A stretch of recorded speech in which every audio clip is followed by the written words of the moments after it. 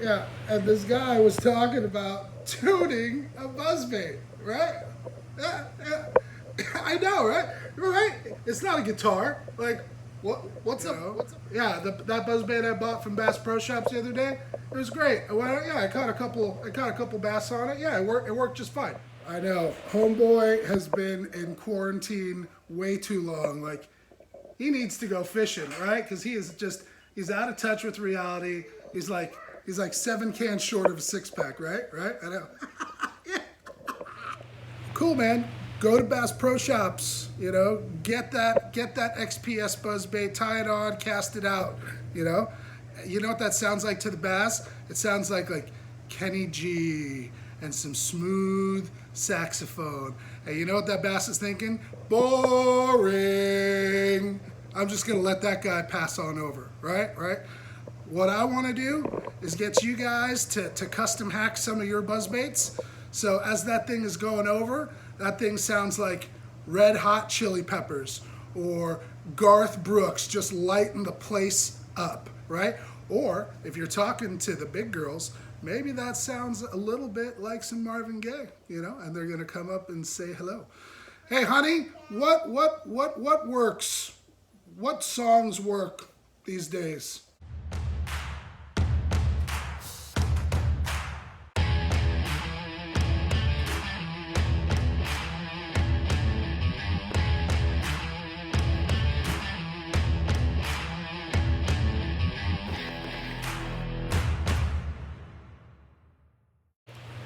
You want to tune a buzzbait because a buzzbait puts off sound and vibration that speaks to the bass's lateral line.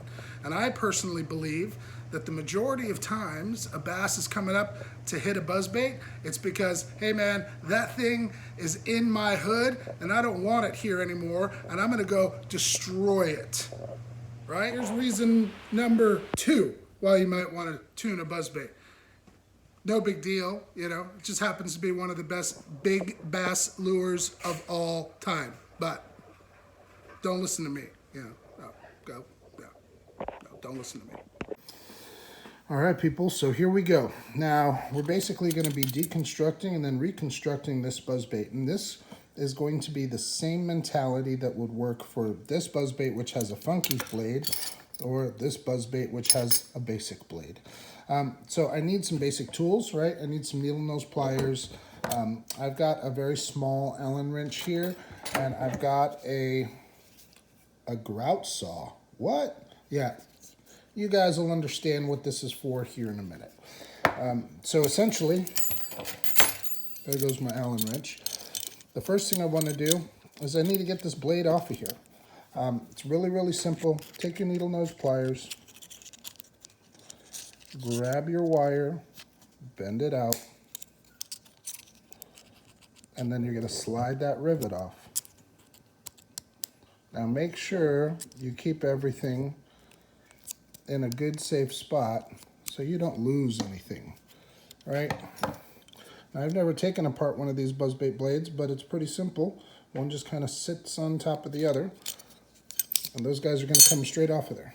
And then I'm left with my shaft, and I'm left with this ball head on here. This ball head, I'm going to take it off for now. That's just to protect the shaft against weeds, but we're going to come back to that. So the very first thing I'm going to take a look at is the shaft. And what I want to do, since we have metal that's rubbing on metal, in order to get it squeaky, I need to rough this up. And that's what my grout saw is for. Now, you don't have to use a grout saw. I just happen to have one that I never did anything with. So that's what I like to use. It's kind of got these grooves, and I can fit the blade, the shaft, right in between there. And all I want to do is put some grooves in it. I want to scratch the metal.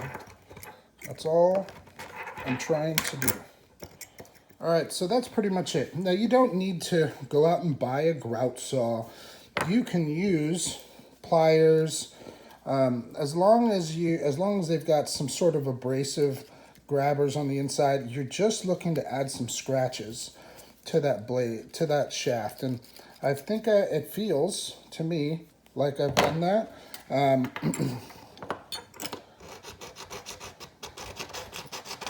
But essentially, that's all I'm really trying to do. I'm just trying to add some areas where the metal that from the blade is going to rub on this metal and make sound. Yeah, there's definitely some grooves on that. Cool, so the shaft portion is now done. Now, the rivet that I took off of there, I'm going to do the same thing with this grout saw. I'm just going to scuff it up. Again, because the bottom of the blades are going to be rubbing on this. And I don't want this to be smooth. I want it to be rough. I'm sure there's other ways to do this. This is what works for me. Cool, that's done. This small piece that sits on the top of the blades, I'm going to do the same thing with it. And I'm going to do my best not to drop it with my fat fingers. All right, so that's it for those two guys. Now I'm going to move on to the blades. And this is where the small Allen wrench comes into play. I was hoping that it would be small enough that I could stick it through there and kind of rough things up, but it's not. I can find this old hook, and I don't know if that's going to work, but I'm just trying to bend. I'm trying to make this hole in here at the edge of this blade. I'm trying to make this hole. What's the word? Textured. I'm trying to rough it up. So again, so the metal is coarse, so it starts to make some sounds as it rubs metal on metal. That's the whole purpose of this. Maybe if I use that a little bit, maybe I can come back in here with this Allen wrench afterwards. I can come back in here with this Allen wrench afterwards. Fantastic. Yep, so we're altering the size of that hole, we're roughing it up, we're making it not cylindrical. That is perfect.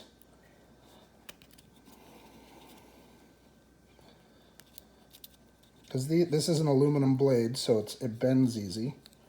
All right, so I've done that, I've roughed up that hole, Now I want to do the same thing on this guy, so that's what I'll work on next. All right, so that's all done. All of my metal on metal contact points have been roughed up, so now I just got to put this guy back together.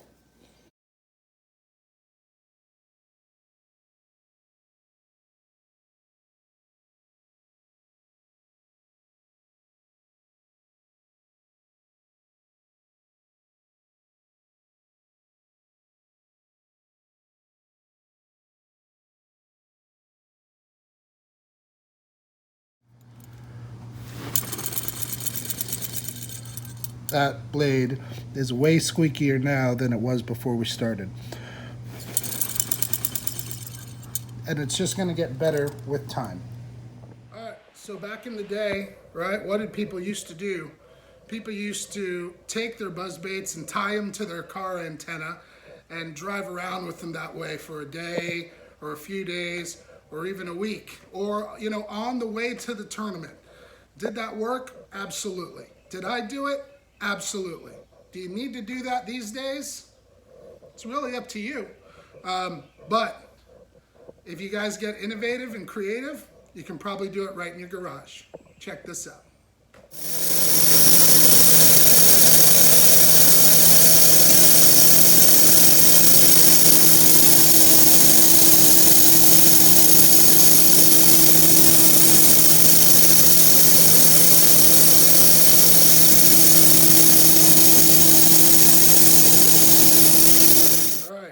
Here's my disclaimer about driving around with them or exposing them to air movement for a long period of time, right? These blades are made out of aluminum and they will eventually fail. Those little holes that the shaft travels through, they will eventually fail and blow out or bust out. So don't go blaming me when one of these things happens. So if you're worried about that, maybe just give it a few hours on the fan, okay? Maybe not a whole day. I've had 2 blow out on me today, but I guess I get to buy some new tackle. Damn, hate when that happens. He was a great buzzbait. We shared so many fond memories together. He will forever be missed. Does anybody have any kind words that they'd like to say? No? Okay. There's a lot of other different hacks out there. I encourage you guys to go do some research yourself and some things that you can do. But ultimately, these are some of the things that you're going to want to do in order to get more and bigger bass on the end of your line. I appreciate each and every single one of you guys watching. Hey, stay tuned. Episode 3 coming up. We're talking about skirt colors, skirt hacks, and trailers. I'll talk to you guys soon. Hope you're fishing. Peace out. God bless. See you.